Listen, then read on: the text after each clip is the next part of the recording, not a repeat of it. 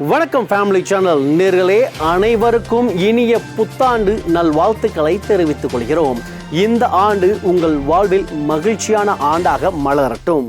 இந்த 2026ஆம் ஆண்டு என்னென்ன காரியங்கள் நடக்க இருக்கிறது என்பதை ஒரு சிறப்பு தொகுப்பாக இன்று நாம் பார்க்கலாம். இந்த 2026ஆம் ஆண்டு ஜனவரி மாதம் ஒரு ஆசீர்வாத மாதமாக பார்க்கப்படுகிறது. இயேசு அழைக்கிறார் கூட்டமானது ஜனவரி 3 மற்றும் 4ஆம் தேதி சென்னை YMCA மைதானத்தில் வைத்து நடைபெறுகிறது.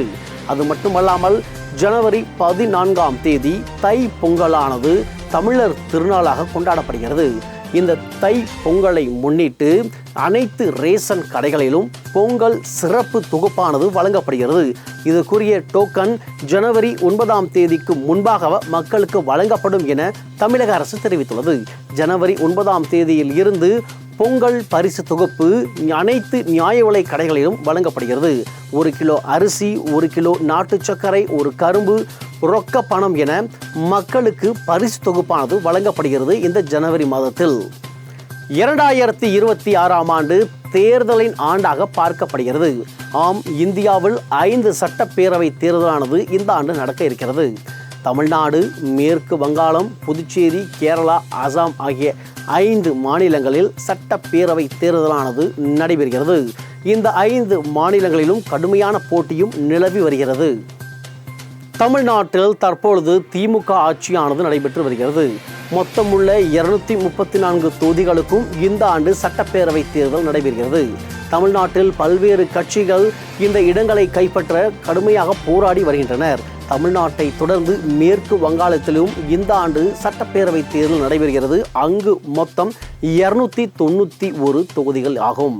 அங்கு முதலமைச்சராக மம்தா பானர்ஜி உள்ளார். அங்கு திரிணாமுல் காங்கிரஸ் தற்போது ஆட்சி செய்து வருகிறது.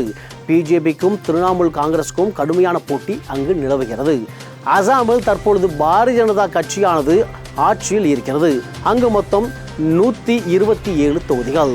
அங்கு காங்கிரஸ் ஆட்சியை பிடிக்க தற்பொழுது கடுமையாக போராடி வருகிறது. இந்த ஆண்டு அங்கேயும் தேர்தல் நடைபெறுகிறது. கேரள மாநிலத்திலும் 2026ஆம் ஆண்டு சட்டப்பேரவை தேர்தல் 140 தொகுதிகளுக்கு நடக்க இருக்கிறது. பினராயி விஜயன் தற்பொழுது முதலமைச்சராக இருக்கிறார். கேரளாவில் கம்யூனிஸ்ட் ஆட்சியை கவிழ்த்துவிட்டு தாங்கள் ஆட்சியை பிடிக்க வேண்டும் என பாரதிய ஜனதா கட்சி தற்பொழுது தீவிரமாக போராடி வருகிறது. உள்ளாட்சி தேர்தல்களில் ஏற்கனவே பல இடங்களில் அவர்கள் வெற்றி பெற்றிருப்பதும் குறிப்பிடத்தக்கது. தமிழ்நாட்டை தொடர்ந்து புதுச்சேரியிலும் தேர்தல் நடைபெற இருக்கிறது. அங்குள்ள 30 தொகுதிகளுக்கும் இந்த ஆண்டு சட்டப்பேரவை தேர்தல் நடைபெறுகிறது. புதுச்சேரியில் NR காங்கிரஸ் ஆட்சியில் இருக்கிறது. அவருடன் இணைந்து பாரதிய ஜனதா கட்சியும் இந்த ஆண்டு போட்டியிடும் என யூகிக்கப்பட்டுள்ளது. தேர்தலை கடந்து இந்த ஆண்டு உலகின் போர்கள் முடிவுக்கு வருமா என்று பார்ப்போம். உக்ரைன் ரஷ்யா போர் கடந்த 4 ஆண்டுகளாக நடைபெற்று வருகிறது. உக்ரைன் ரஷ்யாவுக்கு மத்தியில் உலகின் பல்வேறு நாடுகள் மத்தியஸ்தம் செய்து பேச்சுவார்த்தை நடத்தினாலும் தொடர்ந்து உக்ரைன் மீதான போரை ரஷ்யா தொடர்ந்து வருகிறது. இந்த பிரச்சனை இந்த ஆண்டு முடிவுக்கு வருமா? பொறுத்திருந்து பார்ப்போம். நீங்களும் ஜெபித்துக் கொள்ளுங்கள்.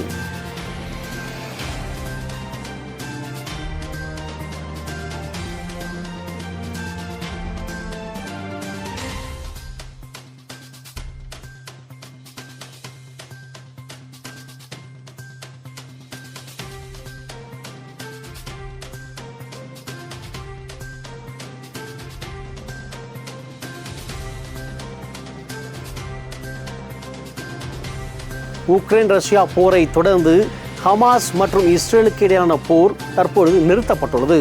பேச்சுவார்த்தையின் மூலமாக ஒப்பந்தம் போடப்பட்டு தற்காலிக நிறுத்தத்துக்கு முன்வந்துள்ளனர். ஆனால் கம்போடியா மற்றும் தாய்லாந்து போரானது தற்பொழுது தொடங்கியுள்ளது.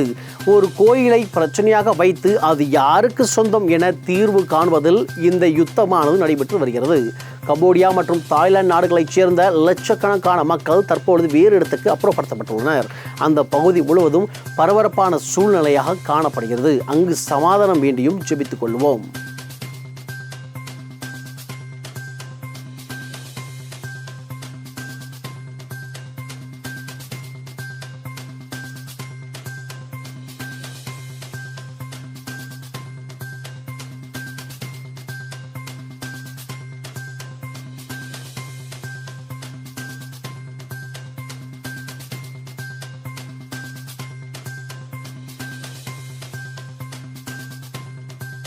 ஆப்பிரிக்கா நாடுகளிலும் கடுமையான பிரச்சனை நிலவுகிறது.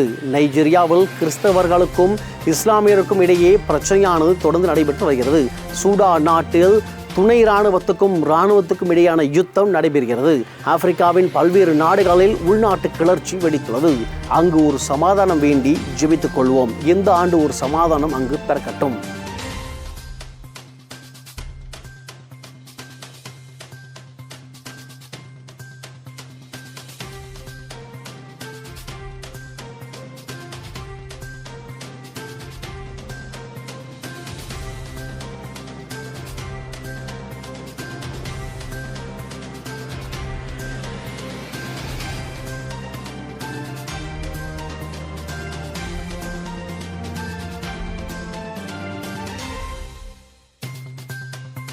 யுத்தங்களை கடந்து இந்த 2026ஆம் ஆண்டு உலகில் பல்வேறு இடங்களில் விளையாட்டுப் போட்டிகள் நடைபெறுகிறது. இந்தியாவில் பெண்கள் T20 உலகக்கோப்பை கிரிக்கெட் தொடர் நடைபெறுகிறது. இந்தியா மற்றும் ஸ்ரீலங்காவில் இந்த போட்டி நடக்க இருக்கிறது. ஜூன் மாதம் இந்த போட்டி தொடங்குகிறது.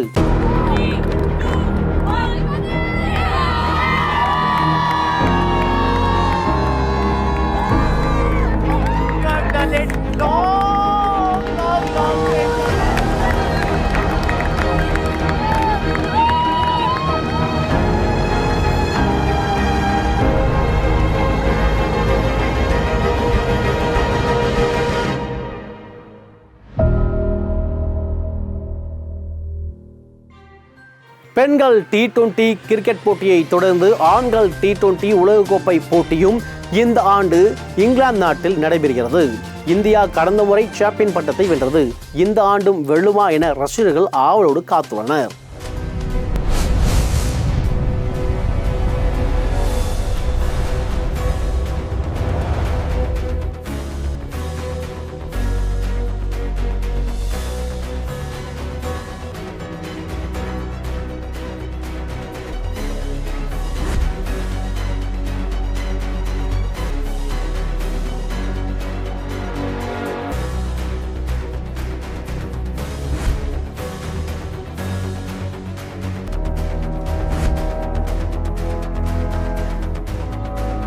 அனைவராலும் ஆவலோடு எதிர்பார்க்கப்பட்ட FIFA உலகக்கோப்பை கால்பந்து போட்டி இந்த ஆண்டு 3 நாடுகளில் நடைபெறுகிறது.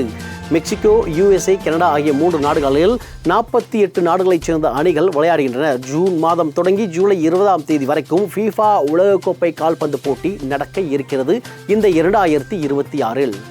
For the greatest FIFA World Cup ever, 2026 is set to be the most exciting and inclusive FIFA World Cup of all time. 48 teams, never before have so many nations competed for the ultimate prize. Between matches allows players to recover, whilst fans can attend games in multiple cities, leaving the FIFA World Cup fan experience to the full.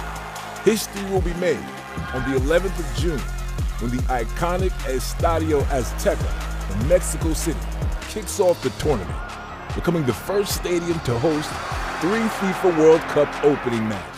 2026 பிப்ரவரி மாதத்தில் இத்தாலியில் winter கால Olympic போட்டி, குளிர்கால Olympic போட்டியானது துவங்குகிறது. பிப்ரவரி 6 தொடங்கி பிப்ரவரி 20ஆம் தேதி வரைக்கும் இந்த வின்டர் கால குளிர்கால ஒலிம்பிக் போட்டி நடக்க இருக்கிறது. அதனுடைய தொடர் ஓட்டம் தற்பொழுது தொடங்கியுள்ளது.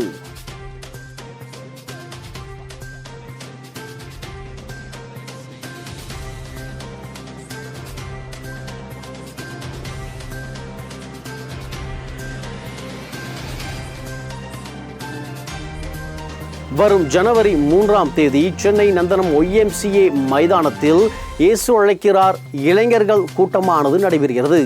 வாலிபர் எழுச்சி கூட்டத்தை நடத்த சாமுவேல் பால் தினகரன் தலைமையில் இளைஞர் பட்டாளமே கூடுகிறது. மறவாமல் இந்த கூட்டத்தில் பங்கேற்றுக் கொள்ளுங்கள். மாலை 4 மணிக்கு இந்த கூட்டம் தொடங்குகிறது. என்ன இளைய பட்டாளமே ரெடியா? அலைகடல் என இங்க எல்லாரும் நம்ம நண்பர்கள் வராங்க. எங்க அப்படின்னு தானே கேக்குறீங்க? ஜனவரி 3ஆம் தேதி 2026 நம்ம புத்தாண்டுல யூத் ஃபெஸ்டிவல் 2026 எங்கன்னு தானே கேக்குறீங்க? YMCA மைதானத்துல நந்தனத்துல வச்சு நடத்துறாங்க. சரியா மாலை 3 மணிக்கு. இதுல என்ன விசேஷம் அப்படின்னு தானே கேக்குறீங்க? இதுல ஆடல் பாடல் உணவு திருவிழா அப்படின்ட்டு இருக்குதுங்க. யாராருக்கு டான்ஸ் தெரியுமோ அதை நீங்க பண்ணலாம். சோலோவா டான்ஸ் தெரியுமா, நீங்க சோலோவா ஆடலாம். நீங்க குரூப்பா பாட்டு பாடலாம், அல்லது தனியா பாட்டு பாடி உங்க திறமையை நிரூபிக்கலாம். நீங்க ஒட்டு மொத்த திறமையும் மொத்தமா இங்க காட்டலாங்க. வெறும் பரிசு மட்டும் இல்லைங்க, பரிசு மலைகளை அள்ளியும் செல்லலாம். அல்லது இன்னும் உங்களுக்கு டவுட் இருக்கா? 994001 81188 இல்ல 8925 85686 அப்படிங்கிற எண்ணுக்கு டக்குன்னு போன் அடிங்க. கிக்கா ஒரு பிரைஸையும் நீங்க அப்படி ஜெயிச்சிருங்க. வாங்க அங்க சந்திக்கலாம். மறந்துடாதீங்க, ஜனவரி 3ஆம் தேதி YMCA மைதானம் மாலை 3 மணிக்கு. வாங்க பரிசுகளை வெல்லுங்க. All the best. அதனைத் தொடர்ந்து ஜனவரி 4ஆம் தேதி இயேசு அழைக்கிறார் ஊழியத்துடன் இணைந்து பல்வேறு ஊழியர்கள் மோகன் சி லாசரஸ், பாஸ்டர் டி மோகன் உட்பட CSI பேராயர்கள் ஒன்றாக இணைந்து சிறப்பு ஆசீர்வாத கூட்டம் பேரின்ப பெருவிழாவை நடத்துகின்றனர். மாலை 5 மணிக்கு இந்த கூட்டம் YMCA மைதானத்தில் நடைபெறுகிறது. மறவாமல் இந்த கூட்டத்திலும் பங்கேற்றுக் கொள்ளுங்கள். 2026 சென்னை புது வருட பேரின்ப பெருவிழா ஜனவரி 4ஆம் தேதி ஞாயிற்றுக்கிழமை மாலை 6 மணி அளவில். இடம் YMCA மைதானம், நந்தனம், சென்னை. வல்லமையான தேவ செய்தியும் தீர்க்க தரிசன ஜெபமும். டாக்டர் பால் தினகரன் மற்றும் குடும்பத்தினர்கள் ஜெபத்துடன் இந்த ஆசீர்வாதமான கூடுகையை நடத்த வரும் கனத்துக்குரிய தேவ ஊழியர்கள் arch bishop reverend George Anthony, சகோதரர் மோகன் சி லாசரஸ், இயேசு விடுவிக்கிறார் ஊழியங்கள், பாஸ்டர் டி மோகன், NLAG மற்றும் கனத்துக்குரிய தேவ ஊழியர்கள் பலர் கலந்து கொண்டு இந்த புது வருட ஆசீர்வாதமான கூட்டத்தை நடத்த வருகிறார்கள். சபை பாகுபாடு இன்றி அனைவரும் வருக, தேவ ஆசீர்வாதம் பெற்று செல்லுங்கள். மேலும் விவரங்களுக்கு 994001 81188 மற்றும் 8925885686. வாருங்கள், தேவனுடைய பரிபூர்ண ஆசீர்வாதத்தை புத்தாண்டு தினத்தில் அனைவரும் பெற்றுக்கொண்டு சந்தோஷமாக புத்தாண்டை தொடங்கலாம். வரும் பிப்ரவரி 8ஆம் தேதி இயேசு அழைக்கிறார் சிறப்பு ஆசீர்வாத கூட்டம் கோவை மாவட்டம் பெதஸ்தா அரங்கில் நடைபெறுகிறது. சகோதரர் DGS தினகரன் அரங்கில் வைத்து இந்த கூட்டம் ஒழுங்கு செய்யப்பட்டுள்ளது. பேருந்து வசதிகள், தங்கும் வசதிகள், உணவு வசதிகள் அனைத்து ஏற்பாடுகளும் தற்பொழுது தயார் செய்யப்பட்டு வருகிறது. இந்த கூட்டத்திலும் மறவாமல் பங்கேற்று தேவ ஆசீர்வாதத்தை குடும்பத்தோடு பெற்றுக்கொள்ளுங்கள். இந்த புத்தாண்டின் உங்களுக்கான வசனம் நெகேமியா 2:18. எழுந்து கட்டுவோம் வாருங்கள். தேவன் இந்த வார்த்தையின்படியே உங்களை ஆசீர்வதிக்க வல்லவராய் இருக்கிறார். இந்த ஆண்டு ஆசீர்வாதமான ஆண்டாக உங்கள் வாழ்வில் இருக்கட்டும். இணைந்து ஜெபிப்போம். அன்பின் பரலோக பிதாவே, நன்றியோடு துதிக்கிறோம், ஸ்தோத்திரிக்கிறோம். அப்பனே, இந்த அருமையான 2026ஆம் ஆண்டு கொடுத்த அப்பா கிருபைக்காக உமக்கு நன்றி. ஒவ்வொரு மக்களையும் தேவன் ஆசீர்வதிக்க முடியாது ஜெபிக்கிறோம். கட்டுகளை உடைத்து பிரிந்த குடும்பங்களை தேவன் ஒன்று சேர்த்து வைக்க முடியாது ஜெபிக்கிறோம். ஒரு மகிழ்ச்சி இந்த ஆண்டு முழுவதும் மக்கள் வாழ்க்கையில பொங்கட்டும். அப்பா பிதாவே, யுத்த சுத்தங்கள் முடிவுக்கு வரட்டும். ஒரு சமாதானம் இருக்கட்டும், செழிப்பு உண்டாகட்டும். தகப்பனே, ஒவ்வொரு நாளும் சுபிக்கும் ஃபேமிலி சேனல் வாழ்க்கையில் நீங்கள் அதிசயத்தையும் அற்புதத்தையும் செய்கிறீங்க. எங்களுக்கு கிடைக்கிற ஒவ்வொரு சாட்சிகளுக்காக நமக்கு நன்றி. இந்த புத்தாண்டை ஊட்டி ஜெபிக்கிற இந்த ஃபேமிலி சேனலோட வாழ்க்கையில் அதிசயங்களும் அற்புதங்களும் உங்களுடைய சித்தம்படி நிறைவேறும்படியே நாங்கள் ஜெபிக்கிறோம். அப்பா, இவர்களையும் சாட்சியாக ஏற்படுத்துங்க. மேலான வகைகளுடைய கரங்கள் உபயோகம் பாதங்களை தாழ்த்துகிறோம், ஒருவரை உயர்த்துகிறோம். இயேசு கிறிஸ்து நாம் ஜெபிக்கிறோம். எங்கள் ஜெபிங்கள் நல்ல பிதாவே, ஆமென், ஆமென். ஃபேமிலி சேனல் நேயர்கள் அனைவருக்கும் மீண்டும் புத்தாண்டு நல்வாழ்த்துக்களை தெரிவித்துக் கொள்கிறோம். ஆசீர்வாதமான ஆண்டாக இது உங்களுக்கு அமையட்டும்.